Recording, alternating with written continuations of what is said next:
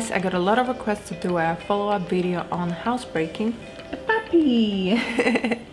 As you can see, Tortellino is now 1 year old, and when we were housebreaking him, we tried a lot of different things, and some of it worked, some of it did not work at all. So in today's video, I'm gonna share my tips on housebreaking a puppy.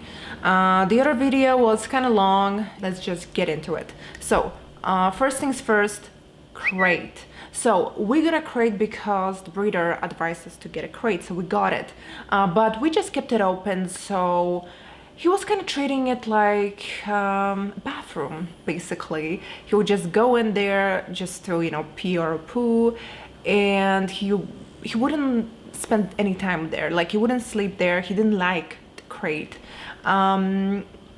It's possible that it wasn't cozy enough, and I think that was the main issue. We just put towels there, and he prefers very cozy blankets. Yeah, it's pretty funny. He's a little spoiled, and he doesn't like towels. He only likes very soft fabrics. So that was my mistake.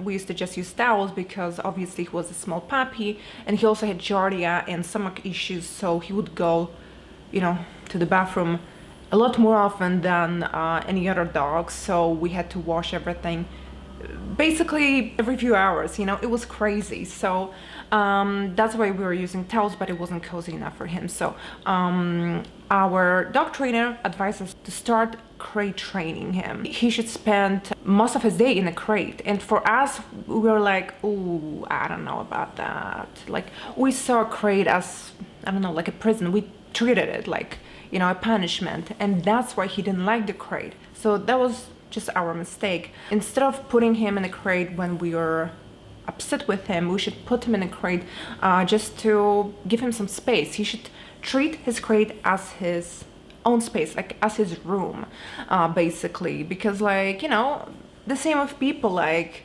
no one likes open spaces. Like, even if you work in an open office, it's a lot easier to concentrate, to focus if you have your own office, your own room. So the same with puppies and dogs. They like to have their own space where they feel safe, and crate should be this space. So it's very important, you know, to put some nice blankets inside of the crate. We also got a crate cover, which helped a lot. We didn't realize before that it's good to keep it darker and cozy, you know. So yeah, we got a nice blanket and a crate cover, and we also put the crate in the corner, so it wasn't like in the middle of the room. He should spend most of his day in a crate. So, you know, as you can see, he's sleeping right now, and he naps all the time. Like, he only takes breaks, you know, to drink some water, to eat, to play, to go outside, but he likes to sleep. So it's just very important to put him in a crate whenever he sleeps, to just make him feel comfortable. We also started giving him food in the crate, and he definitely calmed down. Like, he finally stopped being so anxious and stressed out when we start crate training him. So very important, crate training, number 1 tip. Second tip was making a schedule for him. So we used to free fed him. He always had access to water, and you know, he was just running around the apartment when we were home. When we would leave, we would just put him in a playpen with his crate open, but he didn't like it. Maybe because it was open and he felt like anyone can pick him up and, you know, steal him. I don't know. He really didn't like the playpen. He definitely preferred just the crate, closed crate. Making a schedule for him was very important because we finally took control over where he goes to the bathroom. Because before, you know, if he would eat whenever, if he would drink whenever, then he would just also go inside whenever. So our apartment was a mess. I had so much cleaning because, you know, he would just go poo sometimes even like 10-15 times a day because he had giardia, he was sick, so that didn't help. At the beginning, I think we were taking him out every hour, every 2 hours. I need to look into the schedule. I'm gonna link the schedule down below in the description box. That's the schedule our dog trainer gave us, and it worked really well. So at the beginning, I think we started with taking him out every hour, even using, you know, a potty pad. And then would always praise him whenever he would go outside on the grass or on a potty pad. Would always praise him, and we would also teach him commands. So like if he would go pee, we would tell him pee pee, or if he would go poo, we would tell him poo poo.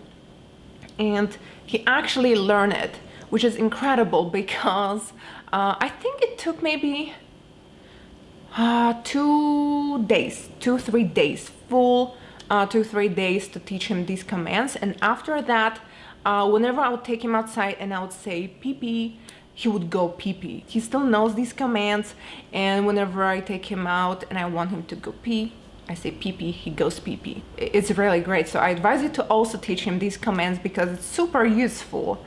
So yeah, it was very easy because we would take him out regularly, and because of it, it was a lot easier to train him. So it's good, you know, to start training him on a weekend, whenever you have, you know, the most amount of time, because it's very important, you know, with a small puppy, you gotta really take the time to train him. So another problem which we had with him, and you know, for a lot of people maybe it's not a problem. If you live in a house, it's not a problem, but we lived in an apartment building and we had neighbors, and whenever we would leave, even for like a minute or two, he would start barking super loudly. That was a problem because our neighbors started to complain. So with barking, the biggest thing which actually helped us was barking collar. And it was the barking collar which makes sounds whenever dogs bark. It wasn't the electric collar. It was the one that makes sounds because he's very sensitive to sounds. So whenever he barks, we actually had 2 collars. We still have one of them. The other one we don't use anymore. It was the one which would automatically start beeping whenever he would start barking, and that one we used when we would leave because we couldn't control it, you know. So we would just put it on the crate, and whenever he would bark, it would start beeping, and that worked like pretty fast. Like I would say 2 days or even 1 day, he already learned, okay, I'm not gonna bark when my parents are away. And the best thing is that this collar not only helped to stop him from barking, but it also calmed him down, because when he would be barking, you know, for like an hour, 2 hours straight when we were away, doing groceries or stuff like that, he would also be super stressed out and super worked up. So after using this collar, he learned so quickly not to bark that whenever we would leave and we would put the cover on his crate, he would go to bed straight away. We actually even bought a camera on Amazon for like 20 bucks, so we were able to see if he barks when we are away. And amazing thing is that after using this bark collar, he just learned not to bark. Yeah, the barking collar, the camera was also great because I was able to talk to him when I was away, you know, sometimes just to calm him down. Now I don't need to do that. He just goes straight to bed, which is great. And another thing that also helped was changing his food. So before on kibble, he would go like even up to 15 times a day, and also at night. We literally didn't get any sleep because he would wake us up a few times at night. From 2 to 3 times at night he would wake us up, and we would have to take him out to the bathroom. So yeah, I mean, he was not doing great on kibble, so we switched his food to raw, and it worked better because he stopped pooping so often. He would go to the bathroom around 4 or 5 times a day, so not so bad. The only problem was that he would still go to the bathroom at night, and unfortunately most often he would just poop in his crate and eat it. and that was the worst thing. So he wouldn't even wake us up. He would just go and eat it, and then he would wake us up. Oh, clean it up, you know, clean up the leftovers.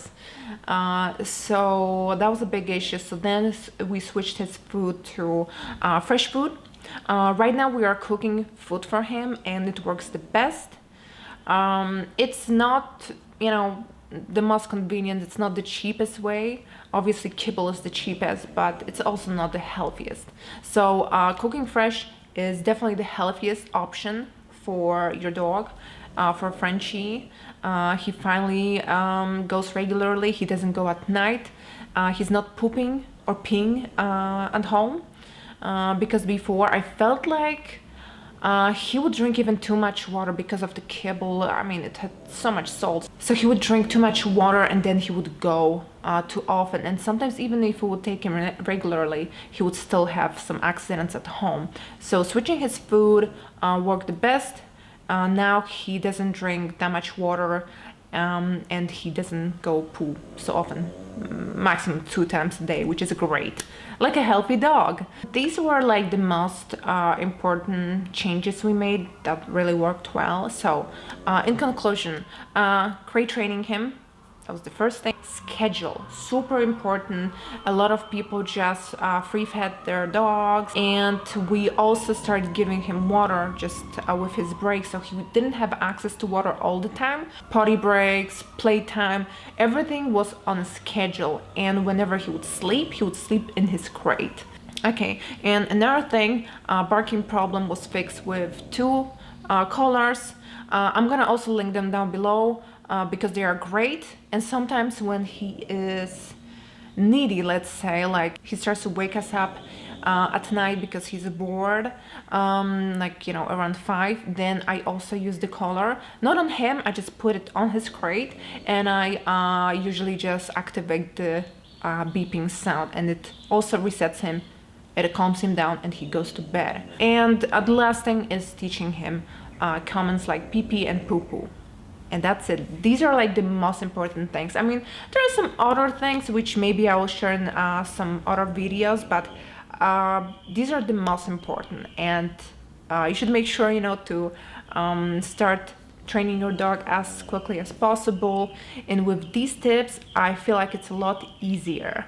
And remember, it's good to start training your dog as early as possible because he's gonna learn a lot quicker. So, you know, don't wait until he's 6 months old, because it's better to start right after you get him. So when he is like 2 or 3 months old, that's the best time to start training your dog.